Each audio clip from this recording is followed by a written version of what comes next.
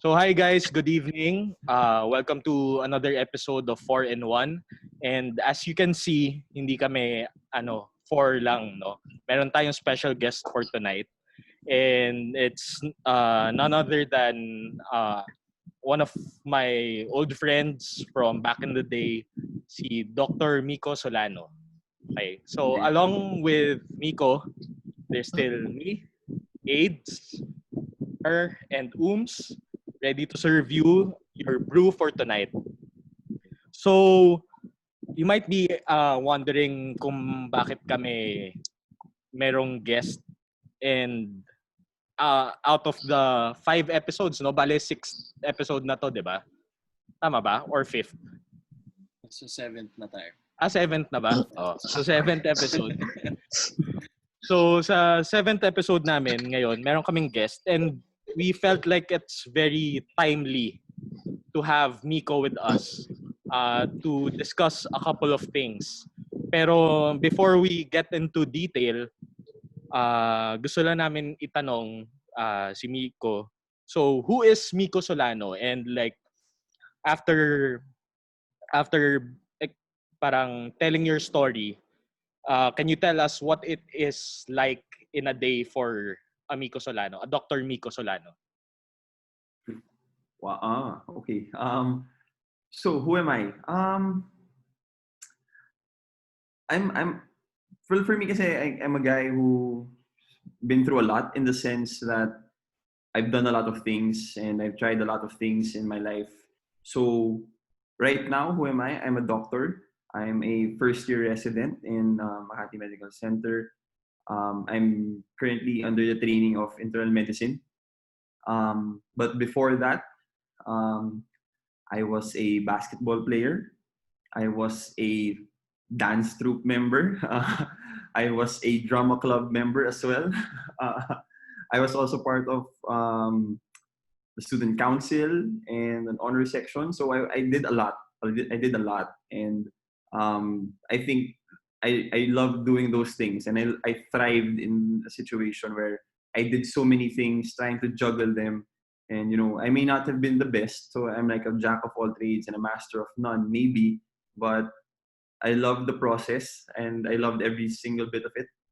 But I guess with this context, I'm more of a basketball player. I ever since grade school, I was part of it. I was ever since grade 3, I was part of the varsity in Ateneo, and then I transferred to LaSalle, continued my basketball there. I was part of the Philippine team pool of players at one point in high school. Um, then college, I went back to Ateneo. I was team B. I was co-captain already, second year, then third year, fourth year, I was a captain ball of that team. And then continued to medicine as well, na basketball pa rin.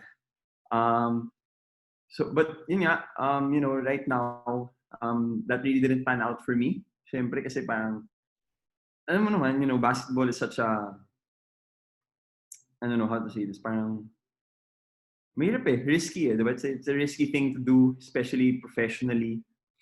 And since I had a lot of things going for me, parang I didn't really see it as a career. Early on pa lang, nasabihan na ako ng parents ko, na parang, basketball is there. It's a passion that I pursued. But, it may not be my future. And it's not my life. Though ball is life pa rin ako hanggang ngayon. Ha? If I still could play, kung pwede na tayo maglalaro pa rin ako talaga. Pero, yeah. So, it didn't pan out naman talaga. I think early on, mga college, na-realize ko na yun. First year, second year, parang I was already told by one of the coaches na it's not really meant for me. So I really had to shift my attention naman talaga. I'm I'm a management major. So in college, my pre-med is not really medicine nor any science related. May Bachelor of Science, BS, pero management ako. So I got Don't tell me management honors ka, sorry. Don't tell me management honors ka. I got in management honors. I was in management honors. First year, second year in management honors. But second year, pag management honors kasi, kung alam mo yung ano niyan sa Ateneo, yung history niyan, yung history niyan talaga, mga 6 to 7 lang nakaka-graduate dyan. So, kahit in a class of 60 to 70, 85% mortality rate yan. And nung second year ako, nakasama ako sa 85% na natanggal. So, natanggal ako. Doesn't mean I'm stupid, right? Joke lang. Pero diba? Pero parang on my end, hindi naman I'm not downplaying management as a course. But for me, I needed to challenge myself because I knew na parang at least I was confident in myself na I'm above average, or at least I need to have not just a management degree. Kaya nung una, going into college, it was either management or medicine. So when management honors didn't pan out, ayun, parang second step ko, medicine. Kaya nung time na yun, parang took a bit of subjects na lang here and there, cross-enroll pa sa isang college para lang makakuha ng units. Yun. Tapos, panned out naman na, nakapasok ako, UST. Though hindi ako first list, kasi as you would know, parang kailangan may first list, second list, third list pa yan. So, hindi ako nakasama sa first list. Second list pa ako nakapasok. So, I was waiting. Pero nakapasok naman eventually. So, then yun. Then went through na the stages of med school. To answer your second question, what my day is like. Right now, it's tricky kasi COVID. You know, COVID really. For sure. And just so you know, I was a positive patient. I'm PH 45 if you need to know that number. Okay. Okay. So I'm the first medical professional that got COVID in the country, actually, na recorded. So, yun. I was in isolation for 2 weeks. Actually, hindi 2 weeks. I was admitted for around 2 weeks, but I was in isolation for 2 months bago ako pinabalik sa training program namin sa year. So, yun. So just the background on that. So right now, on a daily basis, wake up at 5, trying to get ready for work, go to the hospital, stay there. If I'm pre-duty, you stay there until 4, supposedly, but you really talaga nag-extend naman yung oras mo. Duty becomes 24 hours, but then you have from duty, so nagiging 36 hours ka dun sa hospital, more or less. So yun. That's your basic residency life naman. Buhay mo hospital. So, actually, nagulat din ako kasi as far as I know, as far as nalaman ko sa mga med students sa UST, akala ko ang pre and from duty is clerkship lang. So, pati pala, pati residency? Yeah, pati residency. Well, pag clerkship kasi, so pre kasi parang normal office hours lang yan. For 8 hours a day. Siguro 7 a.m. pasok ka, alis ka 4, or depende na kung anong timing ng rotation mo nun. From duty, pag clerkship, may possibility ka na pwedeng through from. Ibig sabihin nun, after mo ng duty ng 24 hours, papuwiin ka na kaagad. So, yun yung mga inaasahan mo kasi nga, wala kang pasok the next day. Parang we have 1 whole day to rest. Pero ngayon, residency, yung from mo, you're still in the hospital, you stay there till 5, parang normal day lang. So, parang pre-duty ka. Parang ganun yung nangyayari. Kaya, dun mo nakikita yung mga 36-hour duties ka. Kasi nga, you're 36 hours in the hospital. I think it's good din na, for people to understand what's nice about this is for people to understand yung process ng pagiging doktor. Alam mo yun? Diba? I think people know already how long it takes, diba, for you to become a doctor. Pero what they don't know yet, or not everyone knows, yung mga ganyan, yung mga oras, like how long you're in the hospital, or how long yung meron pa palang pre-duty, meron pa palang post-duty, 'di ba? Tapos may classes pa, sometimes may lectures pa, 'di ba? Yeah, in between. Talagang kasama yun. So, parang, okay, basically, you have the same, parang, pag pre-duty and from, it depends kasi if you're a clerk, if you're an intern, and then if you're a resident. So, just so everyone is aware, so parang, in med school, you're a student, first 3 years. Fourth year mo, you're a clerk. So, that's your first interaction talaga na parang you stay in the hospital. Basically, you monitor the patients there. You do the vital signs, you do certain procedures like insert a Foley catheter, certain NGT. Depends na lang kung saan hospital ka kasi there are others na hindi pinapayagan yun ng clerk yung gagawa. Pag intern ka, so nakagraduate ka na, more or less, parang you're in between that clerk and resident. So parang wala kang responsibility, but you need to be more educated and more experienced than a clerk. So, parang same. For us, kaming med school, med students, best year mo yung internship. Kasi nga, parang nandun ka lang sa gitna. Wala kang responsibility, yet mas kumpiyansa ka nang gumalaw ng konti sa mga pasyente mo. Mas kilala mo na mas, parang, you know what you're doing in some sense. Parang at least you're more educated. So, that's yun. Tapos madalas, pag ganyan, through from ka. So, you have so much time. Ang dami mong oras para may gawin. Para if you want to study, though, why would you study? Pero, you do that. You go out madalas pag ganyan. Pero pag internship, it's more or less the best year in your med career. And then residency naman talaga, ayan, hawak mo na patients mo. So, right now, I'm in a private hospital. The responsibility is still not mine. It's still the consultants. Pero we're the ones there na nag-monitor. If ever may emergency, kami pa rin yung first line, and then we have to update whoever needs to be updated para lang alam namin kung anong decisions na gagawin nila. But if you're in a government hospital, dun talaga ikaw. Like, shots mo. Like, your call, you're on your own. Yeah, basically. Your form of mentorship is your seniors. Parang, so if you don't know what to do, first person na tatanungin mo is yung senior mo, who is still a resident as well. Though there are consultants who will guide you, but they're not liable to that patient. Parang just okay. So yung liability talaga is yours sa mga government hospitals. Okay. The responsibility is all yours. So it's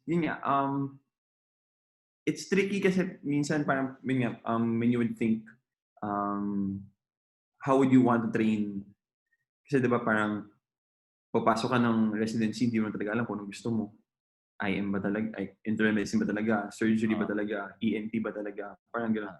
So hindi mo rin alam kung ano yung pinakamagandang training program para sa'yo. Kasi there are so many, marami kang pag-iisipan ba eh. Yun nga, I guess training wise and parang confidence building, syempre, being in a government hospital is still better than a private kasi shots mo yun eh. Parang you're the one, parang nasa iyo lahat ng responsibility, di ba? Mahirap eh. Parang kung magkamali ka, kasalanan mo yun. So you're forced to like do a training on your own. Though here in a private hospital, it's different because yun nga, we're not the ones responsible. However, if you think about it, first sa dami ng pasyente rin, you need to factor that in. Kasi experiences of variety of cases. Pero in the future, where are you gonna practice? Yan. Nag-iisip ka rin ng mga ganun eh. Parang, do you still want to practice in a government? Do you still want to practice in a private institution? Now, those things come, it may be a shock to other people na who are in the medicine field. Kasi hindi naman nila iniisip yun eh. Like, kind of a sensitive topic, pero like, you know how other people would perceive doctors as mayaman ka agad yan. Yes. Diba? Yeah. First thing yun eh. Pag doktor ka, mayaman ka. Yun yung tingin sa'yo eh. And then, it's funny kasi I was talking to a Grab driver before the lockdown, before this. So, and then parang he told me nga na, kayo ng mga doktor, okay naman kayo, parang sinitas. Sabi ko nga sa kanya, sir, hindi mo lang alam. Like, I don't have money to my name right now. Yeah. I'm 28 years old and I have so many other friends, especially those in management, who have earned in the past 5 years that I haven't earned at all. Yes. Like, wala talaga. Like, right now we have a salary that I just got. So literally, it's my first time receiving salary. Though I had a business before in college, which did really well. So I got money out of that. Pero like, if you're gonna like say na pera ko dahil naging adult na ako, ngayon pa lang yun. Itong first year ko pa lang na magkaroon ng ganun with the bank account and all, parang ngayon lang yun. And then, I don't want to say the amount kasi I said the institution, just so that everyone's aware. It's not a lot. Yeah, it's not that much. Hindi talaga. Parang pag isip mo, sometimes other people's allowance would be higher than the salary you're getting. Totoo yan. I can relate. Tama yan. Diba? Parang, so, if you're going to think about money in that, wait lang, sorry. So yun, so that's a huge parang factor when you think about these things. And then, so you already have 4 years of med school. You have 1 year of internship. You have 3 to 5 years of residency. You have 10 years. 5 years that you're not earning. And then another 5 years that you're earning. Maybe if you're not in a government hospital, you're earning whatever amount you are. May it be 25, 15, 25,000, depends. So when you flip it, now when you're a consultant, you think of these things parang like, am I going to like get money from my patient? But it's pretty serious in the sense kasi nga, minsan you would think, wait, being a doctor, I should be compassionate. Yeah. Diba? But then at the same time, kailangan mo mabuhay eh. Yeah, exactly. So parang you have to weigh the pros and cons na, wait, I need to show some compassion and some nobility in the work that I'm doing because it is a noble job. And it may be the most important job there is because you're dealing with lives. Yet, if you get compensated in such a way na you think is fair for you, other people might not see that the same way.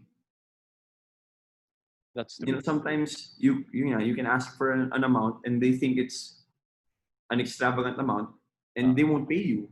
So you're the one who has to adjust. Yeah. Diba? So there are those factors. There's a lot to deal with.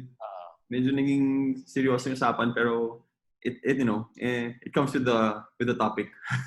Yeah. Actually, yun nga, like I said earlier, maganda rin na basically, actually, itong podcast or yung channel namin sa YouTube and sa Spotify, for people then to understand, it's not only something na out of leisure na ginawa namin. It's not something din na purely to monetize, ganyan. Pero at the same time, it's somehow parang a wake-up call to people na, hey, kaming sports science graduates, we exist, something like that. And when we talk about different things, parang every episode, meron kang mapipick up na bago. And like, for this specific episode, maganda yun na parang awareness din to people na paano ba talaga yung buhay, di ba? Ng doctors din at the same time. Pero, moving on from that, from a somewhat serious part of this video, alam nyo, etong mga kaklase ko kasi sila sa college. Okay. Every time, so 'di ba merong goodwill games for the benefit of the people. Meron kami tinatawag na goodwill games sa UST. It's parang intramurals na magkakalaban mga colleges. And sobrang hate ko pag nakikita ko ang kabracket namin medicine, mapa-football, mapa-basketball. Palagi yung ka-bracket, di ba? Palagi eh. Brad, hindi ko alam kung bakit ganun. As in, paminsan parang gusto ko mainis sa IPEA kasi sila yung nagdo-draw lots nun eh. Pero alam mo yun, parang bakit laging medicine ang katapat namin? And especially, kasi kailan ka nag-graduate ng college, Micco? 2014. 2014. Okay, so yung first year ko na maglaro sa Goodwill Games ng basketball. Okay, hindi ako magaling na basketball player. It's just that I'm a bit big. So, anong tawag dito? And nagfo-football ako. So somehow, kaya ko sumabay sa athletics or whatever. Ganyan. Pero,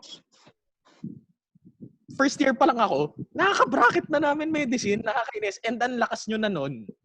Even before dumating. Kasi, para lang din malaman nyo guys, yung batch ni Micco, sobrang as in game sliders sila. Ang daya.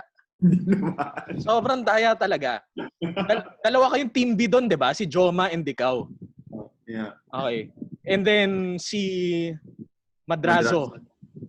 'Di ba? Tapos a couple of other guys na you can't look down on them kasi most of them came from colleges within UST din. Tapos, at the same time, sila pa rin yung star ng colleges nila before going into medicine. So, yun yung nakakapikon na parang all-star teams. Malakas rin kayo nun, ha? Ha? Malakas rin kayo. Naagawan ko ng bola proud moment ko. Naagawan ko ng bola once si Joma. Good for you, Jose. Good for you. Okay Proud yun. moment ko yun. I think gusto ko sumigaw nung time na yun. Pero talo pa rin kami. Tambak pa rin kami. Pero malakas kami before. Hindi naman namin kayo tinambangan. Tinambakan nyo kami nung fourth year din ako eh. Na-delay kasi ako. So, walang mga player nun, di ba, Jose? Ha? Wala kayong mga player nun? Wala. Isipin mo ako starting na sentro. Brad, may 11 ako starting na sentro. Micco, wala anong yung height mo? Anong height mo? 6 flat. 6 flat si Micco. Alam mo kung anong position nilalaro niya? 2-3, shooting guard, small forward. Actually, point guard. Diba? Nag-point guard pa. Diba? Kaya, tapos ako sentro ng CRS. 5'11 lang ako. Diba? Isipin mo yun. Pero okay, yun yung last year natin sa college and last year ni Micco sa med school. Pero, anong tawag dito? Yung mga nakalaban mong CRS before, yun yung prime, I think prime na CRS yun sa Goodwill Games. Yeah. Yun yung medyo kahit pa paano palag-palag. Si Migs, si RC, yung central nila sa States na Jake. Totoo. Wala lang. Gusto ko lang i-bring up kasi every time talaga makikita ko sila. Sobrang as in shit. Sila kalaban namin. Parang ganun yung never kami nanalo ng Goodwill. Just saying. Alam mo, hindi ko rin magets. Pero kasi, nalo. you guys tell me if mali ako or hindi. Pero, I feel like, kaya sila hindi na nanalo sa Goodwill is una priorities. Diba? Yung time management. Especially, nung year na nakalaro kita, was your clerkship, diba? Hindi ko alam kung paano ako naglaro eh. Hindi ko alam kung paano ako nagkaroon ng time na maglaro. Sabi ko, sobrang bad trip nga. Nasakto pa yung free time ni Micco dun sa day na kalaban namin siya. Sobrang annoying lang nung time na yun. Tapos, yun nga, at the same time, di ba, med school, yung mga tao hindi na ganun ka-fit. Well, hindi lahat. Okay. Hindi lahat, ng oras mo workout. as compared to other, na mas malapit sila sa prime nila. Kunwari, let's say for example, engineering. Ang dami nilang galing Team B na players Commerce. na somehow medyo malapit pa kahit na ilang years na after nila mag-Team B nung high school, nung college or mag-Team A ng juniors nung high school. Kahit pa paano mas malapit as compared to you guys, di ba? So, yun. Wala lang. Actually, naalala ko may isang game kami no semis. Semis yun, kalaban namin engineering or basta semis yun. Tapos kasabay niya nun, nung day na yun, midterms namin sa biochemistry. So, lahat kami walang tulog. As in, siguro mga 4 na oras ng tulog. At most, maybe even 2 hours ng tulog namin. Tapos, pinatest kami ng maaga pa nga nun para lang makapunta sa game. Pagdating namin sa game, yun, gosh, grabe yung like, couldn't jump, couldn't run, may pagod. Nalala ko yun. Bad trip yun. Kayo ba, for you, ikaw muna. Nung time mo na nasa UST ka, sinong pinakamalakas na team in terms of basketball sa Goodwill? Or pinaka-nahirapan kayo? Serious. Wala lang. Serious. The first time Naubo talaga ako. Yung problema sa CRS, kahit malakas kayo, natatalo namin kayo eh. Oo nga. Yun na nga eh. Mas malakas kasi kayo, yun lang yun. Nga eh. Isipin mo, dalawang, di ba ang pangalan ng team nyo nung college is Glory B, di ba? College. Glory B yung tawag sa inyo eh, di ba? Pero lakas nyo kaya nun, sobrang daya. Parang pwede nga magkaroon, nung time nila, parang pwede magkaroon ng 2 team Ateneo sa UAAP. Sorry kung may manonood na, hindi ko na sasabihin ko anong school yung dapat natanggal, tapos yung team B na Ateneo yung pumasok. Hindi ko na sasabihin ko anong school. Pero, hindi, all jokes aside. Malakas talaga kayo. Nung isang, kasi yan, kasabay ko yan nung dumating si Newsome. Nung rookie siya, kaya good friend ko yun. Si Micco Elorde, si Pinggoy, si Gotladera, si Joma nandun. Tapos, sino yung mga ng Team A? Fran Asuncion, Earl Murphy, yan, mga ganyan. Lahat yan nag-Team A nung pag-alis na namin, lahat na sa Team B. So, yeah. Anyways. Yeah. Pero kung sa Goodwill, kasi natalo kami sa engineering, natalo kami sa engineering. Ano ba kami sa engineering? Di ako sure kung natalo kami sa engineering. Natalo kami sa commerce. Natalo rin kami dun sa CTHM. Hindi. CTHM first year natalo kami dun. Oo. Yun yung biochem na test. Yun yung Q-Pub Finals yan, di ba? Napanood ko rin. Nanonood ako niyan. Hassle yun. Sobrang hassle yun. Sila yung pumasok sa finals nun eh. Tama ba? CTHM yung natalo kami ng first year. Pero kaya din sana siyempre, kung feeling ko kung tulog lang kami. Kasi kami di ba, hindi naman sa Big 3. Big 3. Sabihin mo na Big 3. Big 3 kayo. Hindi naman sa kami. If we had sleep, siguro nanalo kami doon. The following year, commerce ata yung nakatalo sa amin. Nung 3rd year, hindi ako naglaro. Kasi dahil sa injury ko dito. Okay. Nasira to eh. Dahil sa med school, sa palarong med. Okay. Tapos, yung 4th year, sino man nakakatalo sa amin? Yung course na nandun halos lahat ng athletes, IPEA. Talo kami sa IPEA. So, sayang. Pero, good times, good memories pa rin. Sayang nga, never kami nakaabot ng finals ng Goodwill. Hassle. Pero if I may kwento ko sa kanilang tatlo, sobrang supportive, 'di ba sabi mo kanina, anong tawag dito? Sabi mo na parang in the process of trying to let go of being an athlete, 'di ba? parang nasabihan ka rin ng parents mo, 'di ba? Na parang maybe it's not for you, ganyan. Pero in all fairness sa mom ni Miko, si Tita Chari, hi, if ever man mapanood mo man to, sobrang supportive na mom niya, as in sobrang supportive, sobrang nakakatuwa. Nakikita ko sa goodwill yung mom niya. Sobrang Yeah. nakakatuwa. Intense siya. Number 1 fan. Oo nga, totoo. Anyway, kayo ba, baka may gusto kayo tanong sa kanya with regards to before we move on sa medyo mas serious na part. Yeah, to whatever. Baka may gusto kayong tanungin sa kanya. Ay, bring up ko lang din. 2 batches higher ka sa akin, di ba? 2014 ka na-graduate ng college. Tama. Parang 2 batches higher. 3 ba? Hindi kasama yung na-delay ako. Pero, ang tawag dito, sobrang funny kasi para sila nag-switch ni Kiefer nung grade school.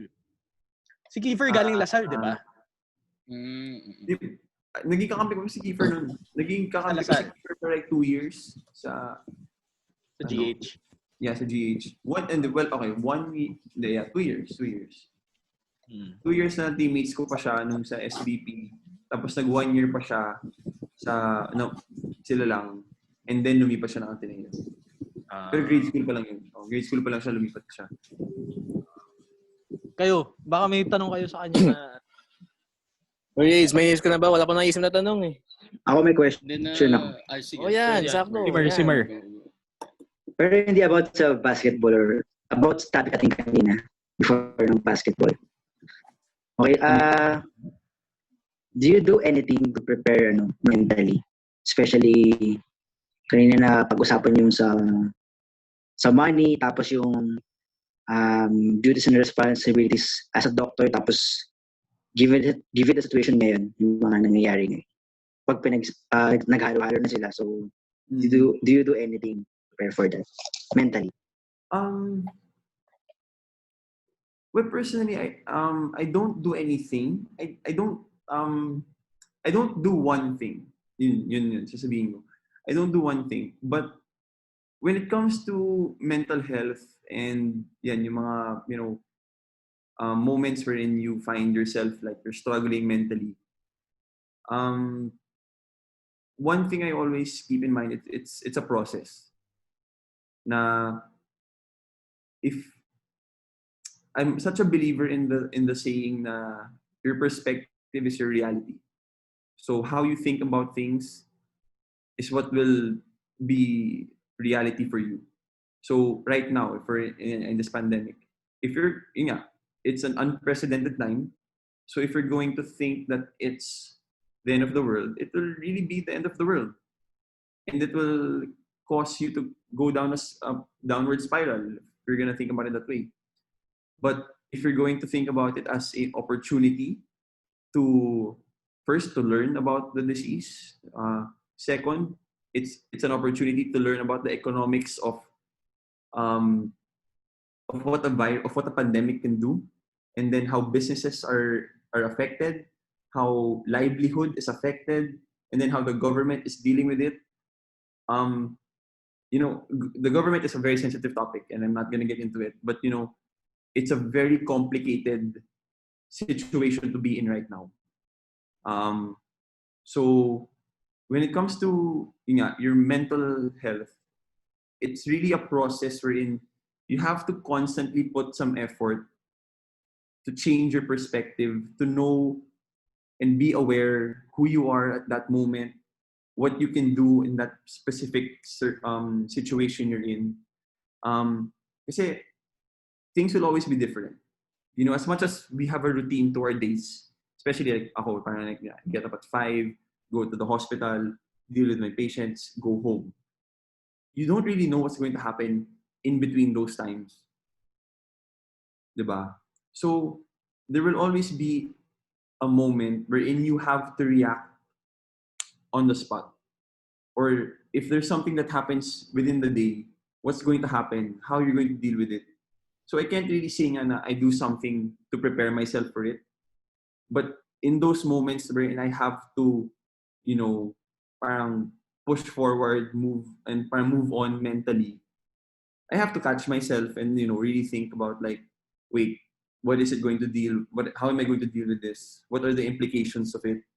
Kasi, if I don't, and you just keep on going with the motion, at a time like this, you can really go crazy. Especially nung when I was isolated. I was alone for 2 months, and praning ka nun kasi everything you touch, you feel na parang, oh, wait lang, baka maging fomite to na, it's a possible infection. It's a possible piece of infection. And I was in the hospital for 2 weeks. I felt safe there kasi nga I knew na whatever I touch, whatever at least the people are wearing PPEs. Eh pag lumipat ako sa bahay, wherein I'm with my mom, paano, like, the 2 days before I was discharged, I was panicking. Like, parang, okay, wait, how am I gonna deal with this? Paano yung pagkain ko? Paano yung damit ko? Paano yung, like, di ba? Kasi, the worst thing that can happen is for you to be the source of infection to other people. Di ba? You don't want that responsibility on your hands. Yeah. Especially to your loved ones. That's the first thing that got into my mind when I tested positive. Kasi, siya pag inisip mo, especially me, right, when I was in the hospital, lahat yun, everyone was on quarantine. Everyone had to take a leave. So the entire manpower of the hospital was depleted because of me. Yeah. And that guilt really took a toll. Like, talagang, parang like, you're just bound, you're just there and you're paralyzed because you can't do anything about it. Yet at the worst thing, you feel perfectly fine. Kasi nga, asymptomatic pa nga ako nun. Like, well, I'm considered a mild case. So parang, I had all the capability to do something, yet the best thing to do was not do anything. Parang, di ba? Parang Sobrang it's so conflicting. contradicting, yet it's still there. So mentally, yeah, it was challenging. But yun nga, you take it through a process. You take it through your days. So yeah, that's something. I also did some minsan put goals from time to time, small goals. Read the book, talk to someone I haven't talked to in a long time. Yeah. So, you try to do that rin minsan. Yeah. Kayo, AIDS, oops, may gusto kayo tanong? Yung tanong ko lang, kasi like when you said na management ka pala from Ateneo, like it isn't really yung so-called na pre-med course, or like what you said na nag-cross-enroll ka like that, but being like in that so-called or the like it's not usual for people na di ka galing pre-med going to med. How was medicine life for you? Like, was it really hard na you still had, syempre, pinag-aralan mo ng college, management pa rin. It isn't really science per se with the medicine field. Like, how did it go with you? Yeah, the biggest challenge was the jargon. Kasi, reading through it, I didn't understand. Siyempre, physiology, and yung mga, there are terms to those things na, maybe for you guys, it's already like, okay, one-time read. At least, obviously, I know it's, you don't get it right away. But for me, I had to read it. Wait lang. Tapos parang kahit one paragraph lang, uulitin ko na mga 3 beses yan. So, before, when I would study, talagang, I would at least have around like, at least 3 reads, definitely, of that one handout. And then maybe for the test, siguro mga 4 or 5. Just because, after one read, parang wala naman talagang, nothing was retained. Parang I didn't really understand what was going on. So, yun yung, for me, hardest thing. Kasi nga, ang bagal ko tuloy compared to everyone else. Siyempre, so you go through the motions naman, so nag-aaral ka, and then you'll find out rin na, yung mga konting diskarte here and there na you choose na lang what to study, how to study. Then you also get tips from you guys. If I had the sports science na kasama, okay, alam niya kung ano yung importante sa anatomy or neuro, di ba? Kasi yun yung yun yung superior kayo compared to everyone else. I was also lucky na my girlfriend, medtech siya. So, nung second year, clean path, micro, para, Wala ka ng problema. diba? Parang sinasabi niya sa akin, huwag mo nang alamin lahat yan, ito na lang alamin mo, ito. Parang ganun. So, laking tulong. Diba? Totoo. So, there are those things rin na through med school, yeah, you learn through it as you go along. Pero, yun yung hardest challenge for me was simply reading lang the notes. Kasi nga, iba yung jargon eh. Siyempre from, cost of goods sold and financial revenue, income statements to biochemistry and then viscosity, parang yung mga things like that. So, it's totally different. Yeah.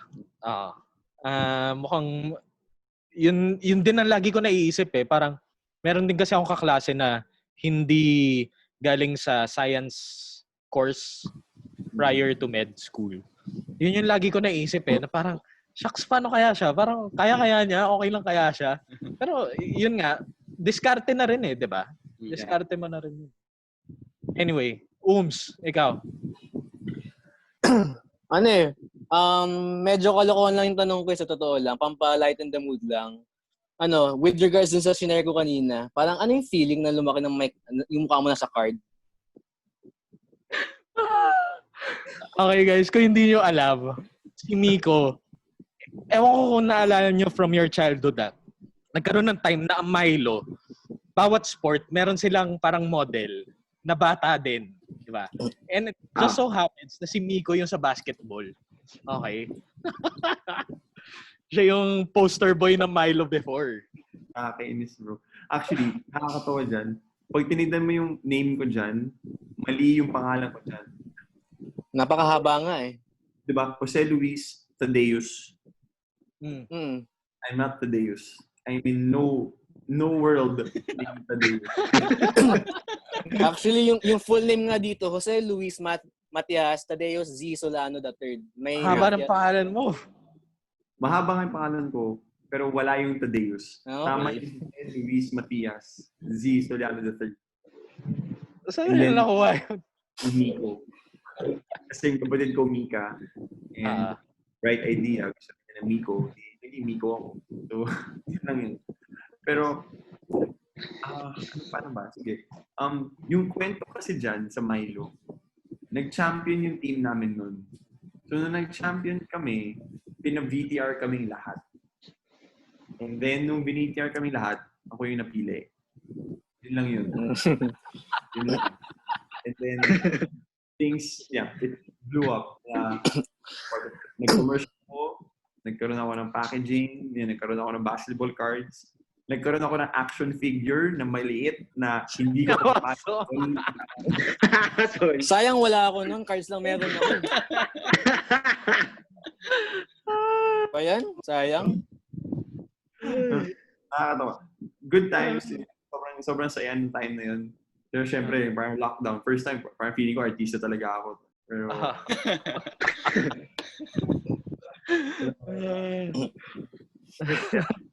yung nagpalit sa akin yan, Chris Chu.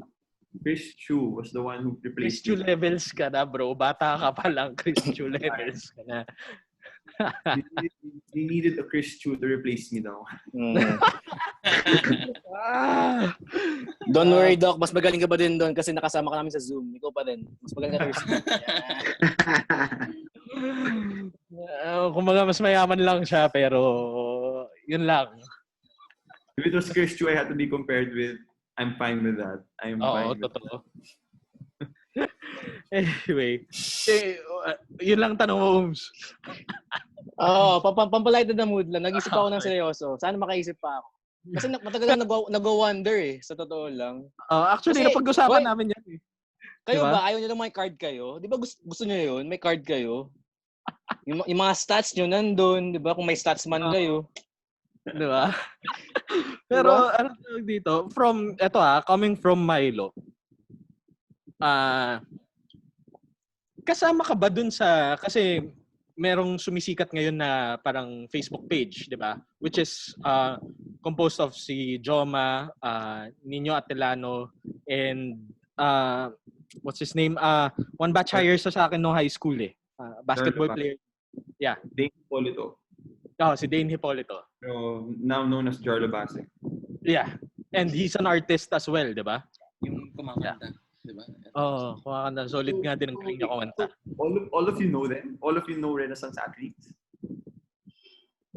Well, kilala nyo ba? Ikaw, Mer? Ako daw familiar. Hindi ka familiar. Ikaw, Nakikita ko, like, Familiar with the one lang. I'm familiar with Renaissance athletes, pero hindi ko kilala yung tatlo. Yung isa lang, si Joma lang ata. Yun, isa lang. Kaya yung two others, hindi ko na sila kilala. Okay. Okay. So, Renaissance athletes. You're part of them? No. No. Okay. Thing is, kabarkado ko sila. Like, ever since college, kami tight-knit group. Super tight-knit. But when it comes to Joma, Dane, or Jarlo, and Nino, they really take weightlifting and nutrition, bodybuilding very seriously. Sobra. Like, they take it down to a science.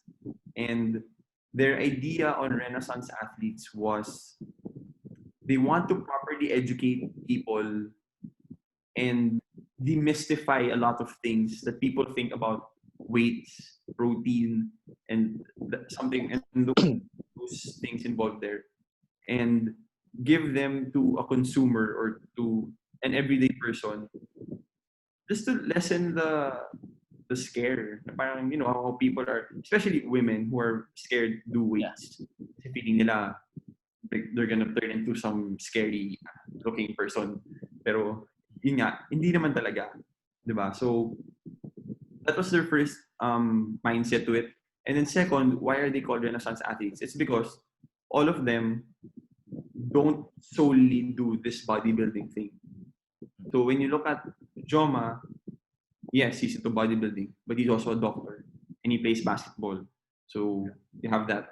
When you look at Dane, he's also into bodybuilding and nutrition. However, he's an artist. He produces music, he sings, he does his own stuff. He's on Spotify, so you can follow him if you want. When you look at Nino, siya siguro yung pinaka like really specific kasi he's the overall package in the sense na when you look at the bodybuilding, if you look at his credentials, he's a weightlifting coach. Yes, siya. He's a nutritionist, and they're all US certified. So, siya siguro na lang yung pinaka but he's also doing other things. He's actually a psychologist. Yun yung pre-med niya, if you're gonna put in a pre-med. So, the reason why it's called Renaissance athletes is because they're more than one thing.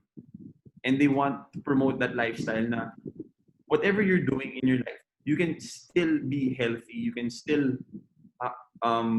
do workouts that will help you if you want to look good, if you want to feel good, if you want to, just have a general healthier lifestyle. You can do that definitely, no matter what position you are in life. So yun yung goal nila, and they're constantly doing it right now. And I'm their number one fan, basically. I mean, may badge ako na top fan ako nila. So, Nice. so just supporting it. Yeah. I if anyone watching, I advise them to listen to them. Kasi nga, they want to make it friendlier. Na parang kaya naman talaga gawin ng lahat ng tao, especially like me, right? I'm like their guinea pig in that sense. My only problem is that I'm not consistent with my diet. I'm not consistent with my workouts. But I try, from time to time. But like right now, I'm definitely not in the best shape, Yeah. Well, yun. Ang tawag dito, maganda rin kasi since yun nga, yun din yung gusto namin mangyari na being our course, being exercise as probably the cornerstone of our course. Nakakatuwa rin na merong well, except for Nino na nakita ko kasi yung credentials niya and legit na CSCS din siya, ganyan, and all that. And anong tawag dito?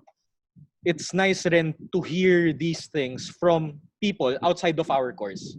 Kasi yun nga, first point is hindi kami masyado kilala. Either hindi nila alam na may sports science or they don't understand what sports science is. Tingin nila sa inyo rehab lang. Exactly. So, oo nga. And now that, eto guys doktor na yung nagsasabi, okay, na hindi, especially girls, na you don't have to be scared of weights. Okay. And I think we've been emphasizing on that through the past episodes. And at the same time, maganda rin na medyo nade-debunk yung ibang, hindi na ako magsasabi ng specifics and ilang beses na natin ito napag-usapang apat. Meron kasi mga influencers na, 'di ba, na medyo iffy eh. So at least 'di ba, meron ng mga tao na who are talking about exercise and in a scientific perspective. And yun nga, as you said, it's parang more people friendly na hindi mahirap intindihin, diba? And it's very nice na you guys or your friends specifically are telling or showing people na hindi, kahit na may trabaho ka na outside of exercise and all that, hindi ka limited dun sa trabaho mo, and it's not an excuse for you not to be healthy and exercising. Yeah, I completely agree. You know, so, especially like, diba, I told you na before, like, I did a lot of things in high school, and that I just want to bring that up just because it goes to show na parang everyone can do a lot of things in the same amount of time that we all have. Diba, it's the universal denominator natin is time. We all have 24 hours in a day. May you be the president of the United States, president of the Philippines, or us, or us normal individuals. Yeah. We all have 24 hours in a day. And we all have our own divisions to that. Some need 8 hours of sleep, some need 4 hours of sleep only, some maybe need 12. But whatever it may be, you have time, you know, and your goals are always there for you to achieve in any way whatsoever. And being healthy is something we promote. And I know all of you, especially with your course, you know, you're capable and you have an opportunity to influence people to have a healthier lifestyle, to be more aware of their bodies, how they can be stronger, how can they feel better. So, you know, I got this quote from nutritionist Dan Ross, if I'm not mistaken the name. So nutritionist siya, parang like, you know, if you eat good, you feel good, you play good, you perform good. So, you know, but if you eat junk, you feel like junk, you'll play like junk, you'll perform like junk. So it's a simple, diba? It's a simple analogy, which I think can go through everyone. Parang it relates to everyone. Yeah. And talking about time, I feel like we're taking a lot of your time. Off day ngayon ni Micco, guys. And we're very blessed to have him with us here. Pero before we go to the last part of our video, may pahabol pa ba kayong mga tanong or anything kay Micco, guys? Anything? Go lang, okay, may. I have... Don't worry about it. Na-intimidate sila, tinambakan mo kami. Well, after tambakan, nag-bandwagon na ako eh. Nag-med na ako nun eh. Go med. Grabe.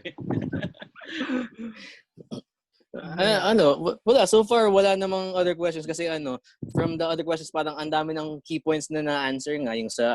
Basta, hindi ko ma-explain. Ang dami na kasi. Sorry. Ang dami ko ba sinasabi? It's actually nice na we didn't have to ask you a lot of questions. And ang tawag dito, yeah. Basta basically, it's perfect kasi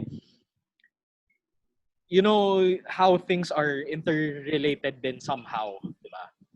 And nagsasanga-sanga lang from one topic to another, ganyan. And it flows freely and it's perfect. So thank you for that. Any other questions? Ayan, Mer. Actually, di talaga siya question, pero do you have any tips or suggestions for sa mga tao na how they can adapt ngayon? Okay. Right now in COVID, super tricky time lang. Just on the current status of COVID. Because me, genuinely, it's scary. It really is. We may be lucky in the sense na we're young, so we're in the low risk of a toxic case. However, the situation in all hospitals,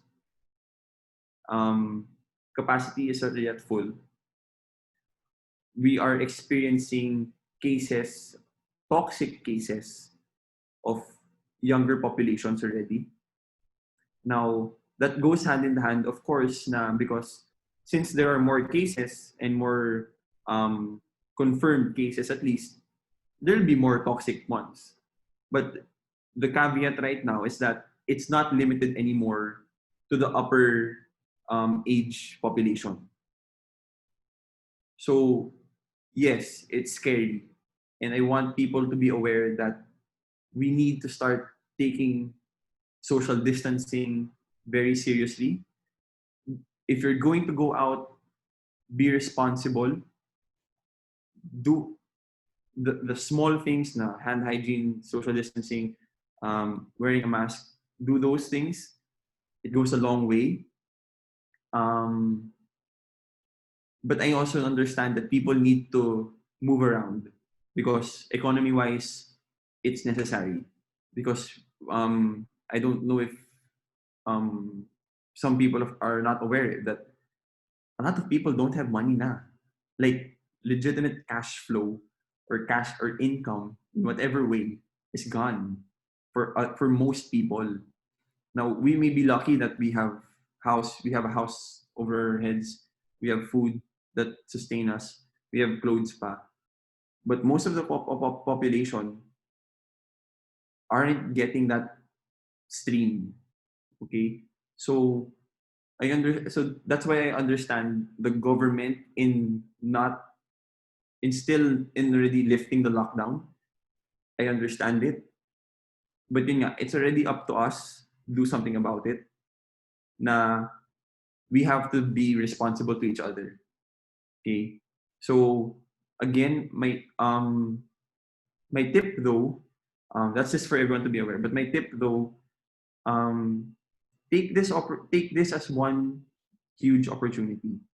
Besides treating it as a pandemic of a scary situation, it's still a chance for you to innovate.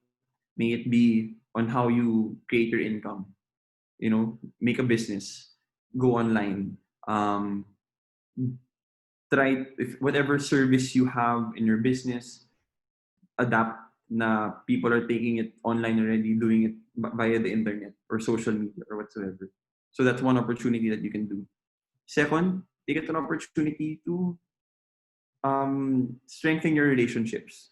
May it be with your family, may it be with your friends who you haven't talked to in a long time. And third, take it as an opportunity for yourself to learn, to maybe before you wanted to try out cooking, maybe now you can start cooking.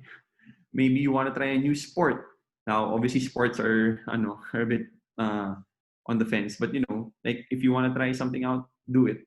If you want to dance, do it. Why not? Like, I just want people to change their mindset on this situation. Like, as much as it is derailing all of our plans from before, it doesn't mean that you can't make new plans now. Diba?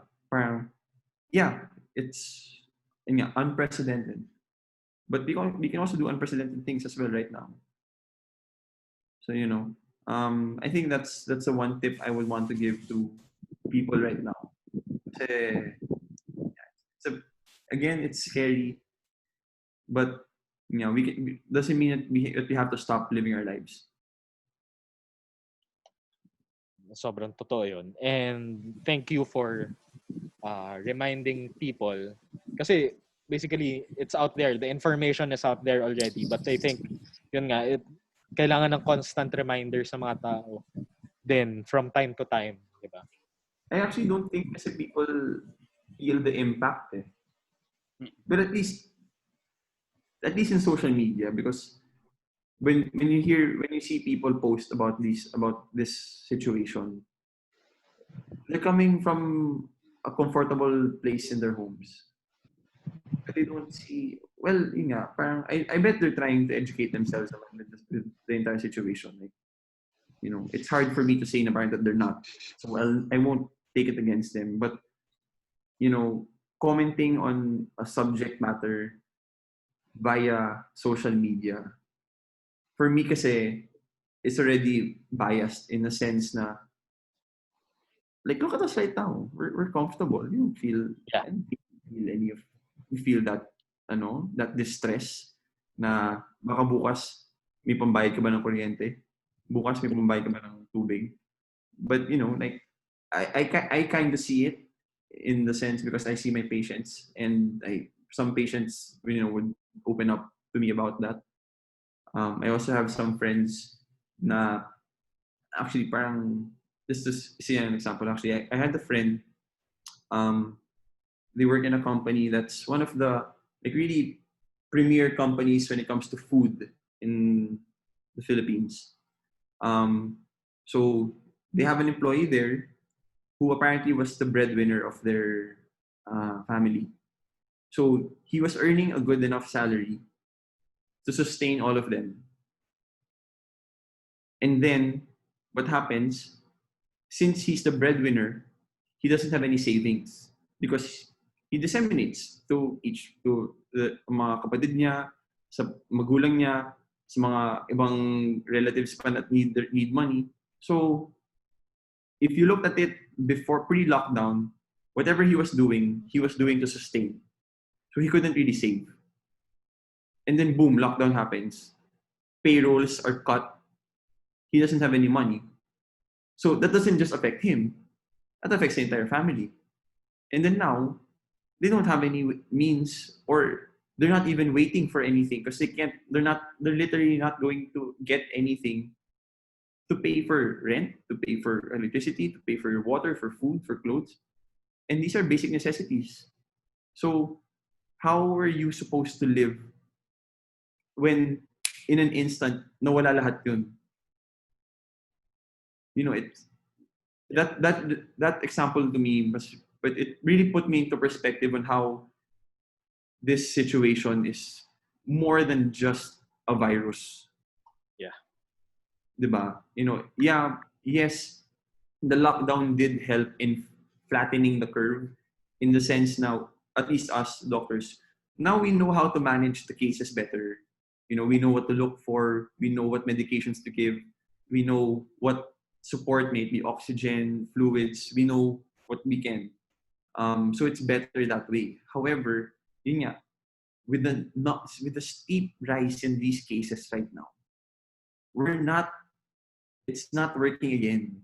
And that's where the conflict is, because you see this situation of like a family na economy-wise, they need people moving around to sustain whoever that may be, the citizens. And then you see the consequence of that movement in the hospital na sobrang daming cases na. Super complicated situation, definitely. So where's the middle ground? I still believe it's still in the citizens. It's still with us, individuals, just doing our part with whatever it may be na, go out when you absolutely need to, do your hand hygiene, wear your mask, do social distancing from time, when necessary. Because that's all we can do. Because if you don't, if we have another lockdown, we'll have more situations of the family that doesn't have any money. But you lift the lockdown, the hospital naman and the capacity of the healthcare system of our country will be compromised. Where do you position yourself? I don't know. It's food for thought for people watching. Totoo. It yun nga, it puts you into perspective nga of the situation talaga na we may parang look past na hindi na natin napapansin din the gravity of the situation, both in terms of health and at the same time economically, not only for the whole, not just for the government and for yung mga businesses, but then individuals din talaga are affected. So coming from that, narinig niyo na yung advice and tips ng ating Troy Bolton na doctor. So we'll move on to the last part. It's just gonna be a very quick segment. And since ito, lagi na namin ginagawa to, and you guys might be familiar with this, it's the meme corner. Okay? So, not necessarily a meme na pa yung mga funny or whatever, but then something that would make you think. And since we are, actually usually kami, either anime, ganyan, or basketball, revolves around the two lang talaga. So ngayon, since, yun nga, ikaw ang guest namin, ito yung hindi pa nila to nakikita. Hindi pa nila nakikita. So, Parang may alam. Ako lang may alam and si AIDS kasi siya yung mag-share ng screen. Pero, yeah. Para may konting spontaneity sa sa magiging reaction. So, AIDS pa-share screen na Yeah. picture. Okay, yeah, sure. Yan, okay. Yun. Oh.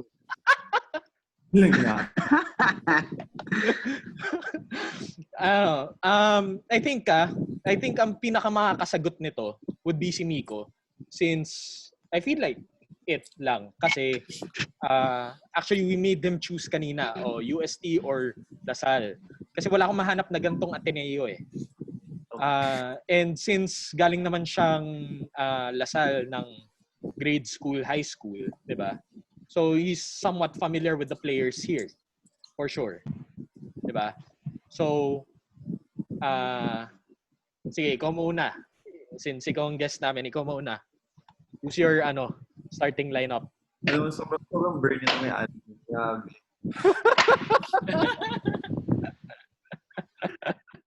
Naging kakampi ko pa yan sa sa NBTC dati, RP nga. Talaga? Yeah, pero yeah. I don't know if you still remember si pero. Yeah. Best starting five. JB Castro for 1 point is just super. Diba? Tapos Ben Embala rin na 3. Wait, yung sa akin lang, kaya lang, is because I didn't really see Ricardo Brown or Lim Embeng play. But since they're legends, I can't really, for sure, one of kasi alam ko si Lim Embeng, retired pa yung number niyan sa Lasal. Talaga? Oh, actually, Ren Netwalo was supposed to wear 14. But since Lim Embeng was retired yung number niya, he chose to chose number 4. With this starting lineup, sige, JV Castro, 1 point lang yan. Ben Bala, so that's 4. Ren Netwalo. I have a 1, I have a 2, I have a 5. May 3. Ano ba position si Lim Embeng? Hindi ko maalam eh. Hindi ko siya kilala. To be honest. Hindi mo siya kilala. Pero, Hindi ko siya kilala. Mga kilala ko lang sa medyo earlier dito, yan, sina Jun Limpot, Dindo Pomaren, of course. Basically sila. No. Sige, edi, ito kayo na 1. Okay, May 9 ka na. Bala 3. Ren Etualo 5. So 9. I have 6 pa. Yeah.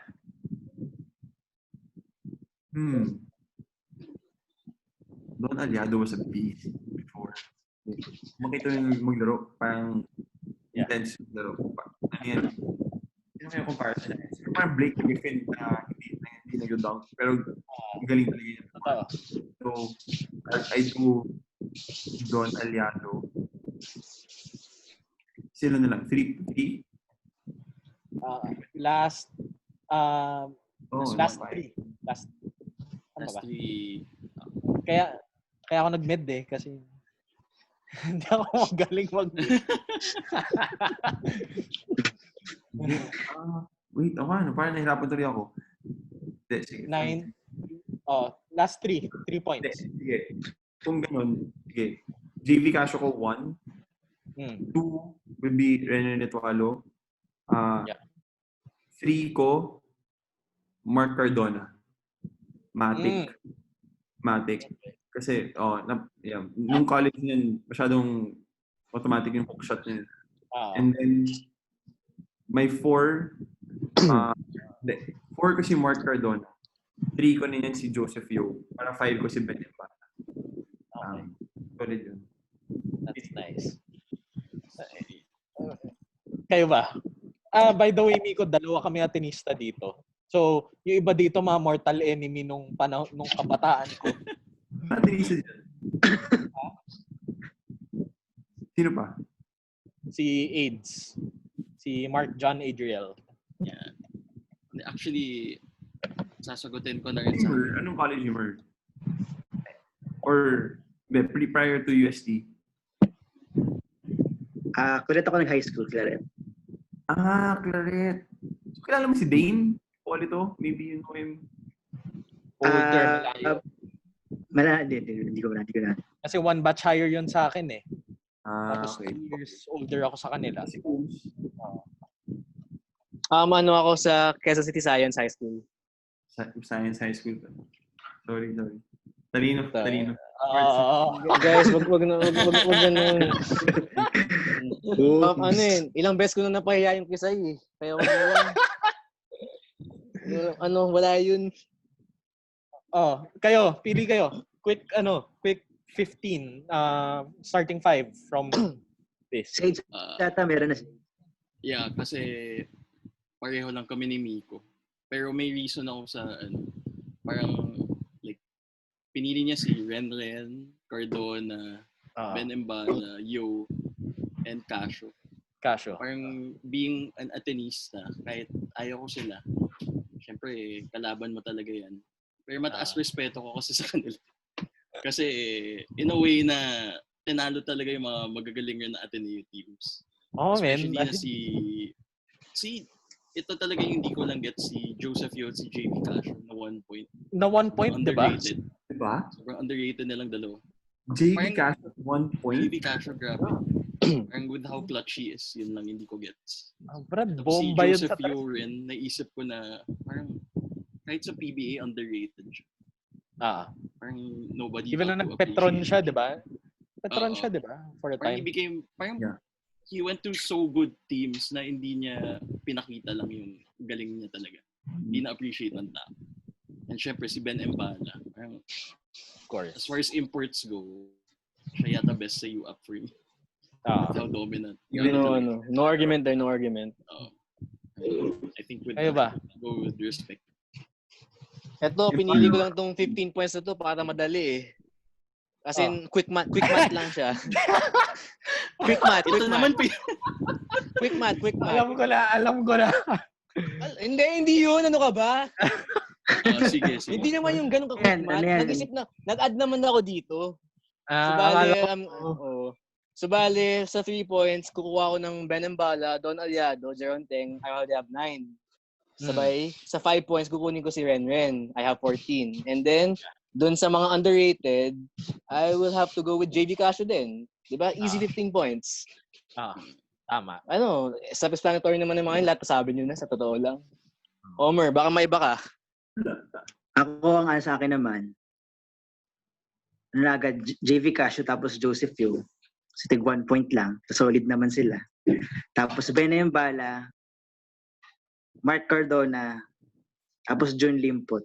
Although si June Limpot, napanood ko na siya sa Pure Foods Chunky Giants na. Medyo matanda na siya nun. Pero solid pa rin naman yun. Solid pa rin yung game niya nun. Pure Foods fan talaga yung si... Yung mga dadak pa yan nung college. Kasi yan sa mga Talaga? athletic figures. So, actually, sige, may funny story ako kay Jeron. Nung first time ko na-meet yan. Okay. First time ko na-meet siya sa Nike Elite Camp. So, Nike Elite Camp was nung high school, basically your top 80 players in the country. And you're all, nung time na yun, nasa Brent kami. Lahat kami pinapunta sa Brent, I think 1 week. 1 week yun, tuloy-tuloy lang. Legit na camp talaga. Oo, talagang eat, breathe, sleep, basketball talaga. Basketball. Umaga mo, basketball, training. Tapos, isa gitna may speaker, and then another practice, and then another speaker, and then scrimmages sa gabi. Ganon. So, talagang intense. Tapos sponsored yun, Nike and all. So, feel mo yung kala mo, galing ka. So, anyways, so, si Jeron, naalala ko, so, naka-quarters kami, lahat kami nakakasama. Nandun sina Kiefer, sina Elbanal, you had the San Beda Boys, yan, sina Aljon, sina Baser kami. Ngayon ko narinig ulit pangalan ni Ael. Oh, yeah. Kasi nung time na yun, Ateneo and San Beda were the top 2 teams naman talaga. And recruiting class, they were the best of the best. Yeah. So, I remember yan, sa San Beda, yan, si Baser, Dave Valde, Feliciano, Chris Javier, Art de la Cruz, yes, mga San Beda boys mo dyan. So anyways, so naalala ko, so ako kasi, napasok lang ako doon kasi walk-in ako. Okay. My high school coach didn't really like me. Okay. Bluntly, he didn't like me. So I got in because one of the coaches there, parang binigay niya sa akin yung isang slot niya. Sige, I have a walk-in. Take the walk-in spot. So, nung nag-tryouts ako, boom, nakapasok ako. Okay. So, apparently, they saw me as a good player. Yay. Thank you, Lord. So, so nandun ako, parang mag-isa lang rin ako. Kasi nga, yeah, as much as kaibigan ko sila, parang syempre, they'll still stick to their people. So, I was there. And then, lo and behold, yung katabi ko, at that time, I didn't know him. Medyo stocky yung itsura ng guy. As medyo my height as well. So parang okay.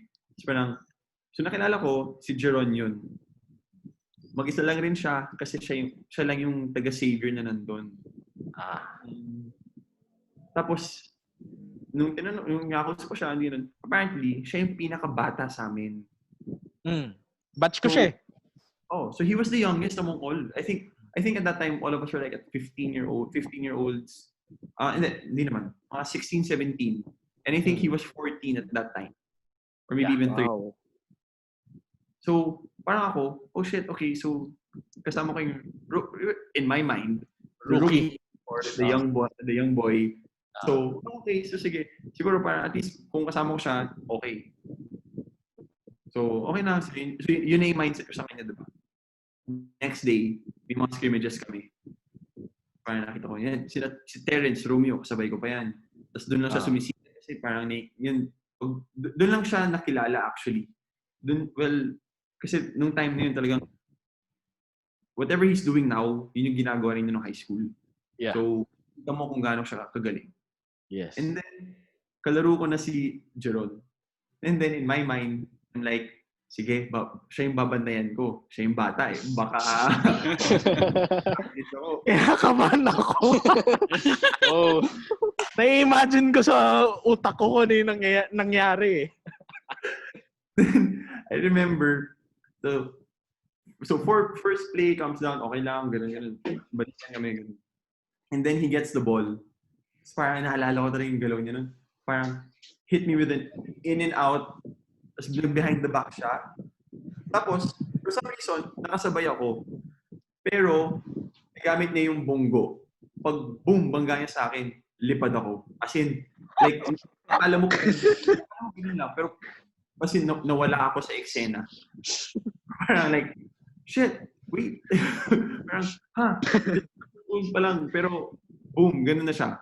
Then, shoots his patented teardrop shot. Boom, makes a play, done. Pero sa loob-loob ko, oh my gosh, he's 13. Ganitong kalakas yung katawan niya. Parang, okay. So mukhang mali yung napili kong babantayan. I remember mga few plays after, may mga ganun ulit siya na parang, ever since talaga, you saw him na he likes to drive the ball, he uses his body, yun yung gagamitin niya talaga para makascore. And yun, when you saw him playing in high school, in college, same way he used to play before. Very effective. And now you know him as King Archer and professional basketball player. Pero in my mind, he was the young kid that I thought I could one up.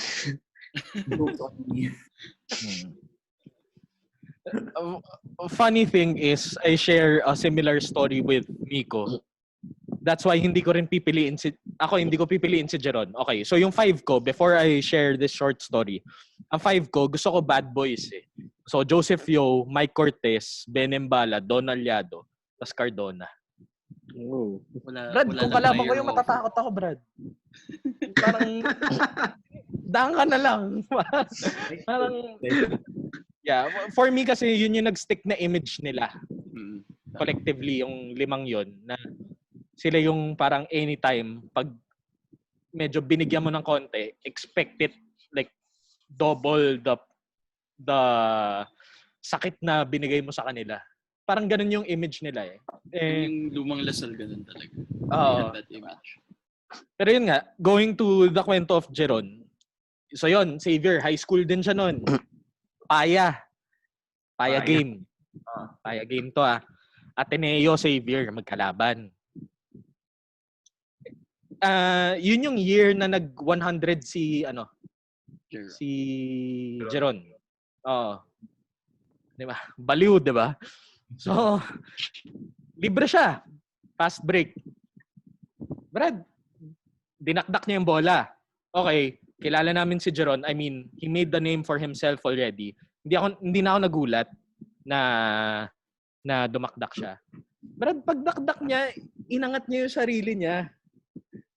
Tapos parang gumanon siya for a while. so parang sabi ko, parang wala lang. For me, yun nga, very superhuman niya. How to be athletic at that age. Exactly. And sobrang laki niya. Among the players na, kasi di ba yun nga, kabatch ko yan si Jeron. Among the players nung time na yon, sa kanya lang talaga ako pinaka-nalalakihan. Na pag tumabi ako sa kanya, mukha akong maliit. And if you see me, mukha akong malaki. Pero maliit ako sa tabi niya. Swear. As in, sobrang laki niya. Hindi ko gets kung ba't ganun. Pero I guess, di ba yung dad niya, parang ganun din ang build ng dad niya before, di ba? Prime. Yeah. So yun. Kapatid din ng babae. Malaking tao rin siya eh. Si Almira?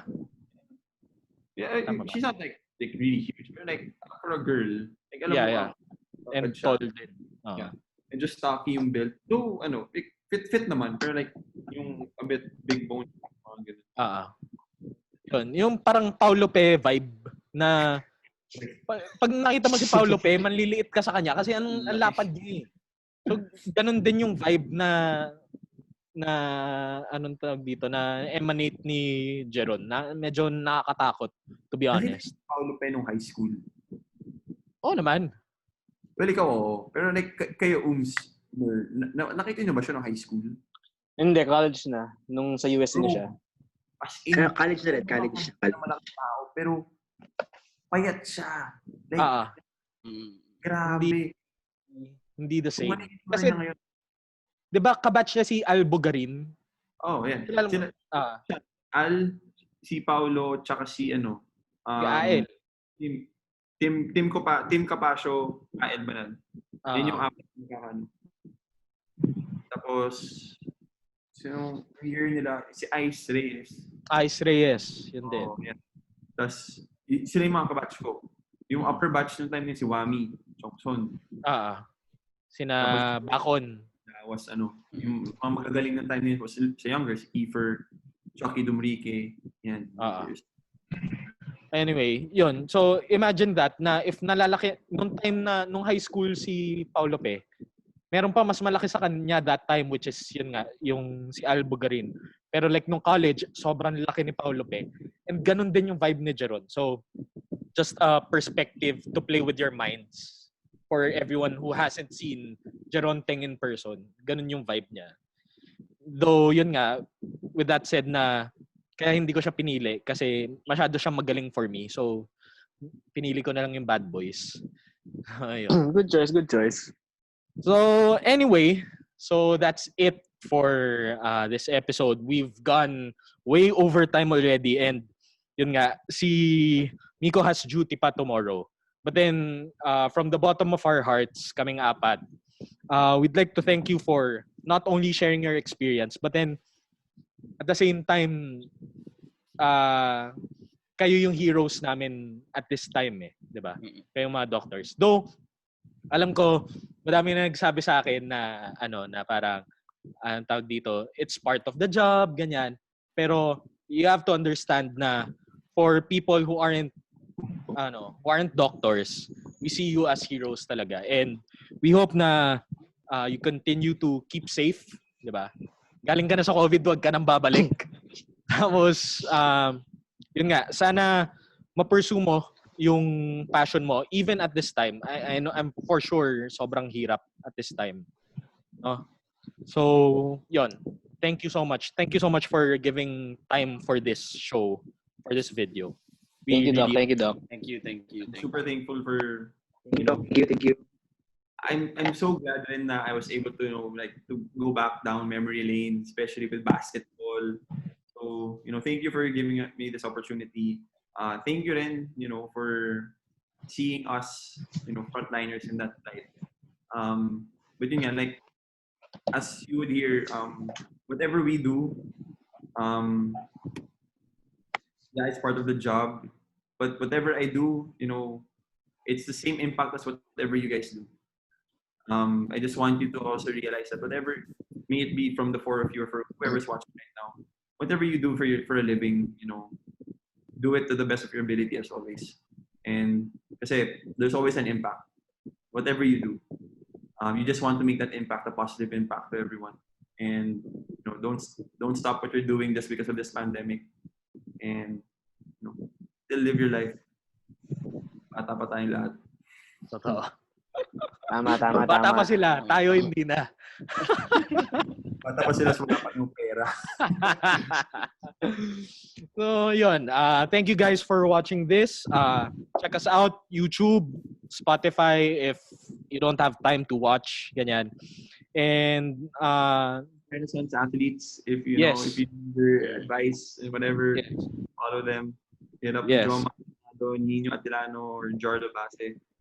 Ipasok mo na rin si yung Spotify ni Jarlo. On July 24, actually, he's releasing a new single called Sisa. So the artist is Jarlo Base. Yeah, very new sound, very modern for us, and I think his next single I really like. Like it's just genuine. That's not even being biased because he's my friend, but like, yeah, solid yung kanta. So if you like and support Filipino music, go for it. Okay. So thank you again, Micco. And okay, so we cap this off. Your 4-in-1 has been brewed. Thanks, guys.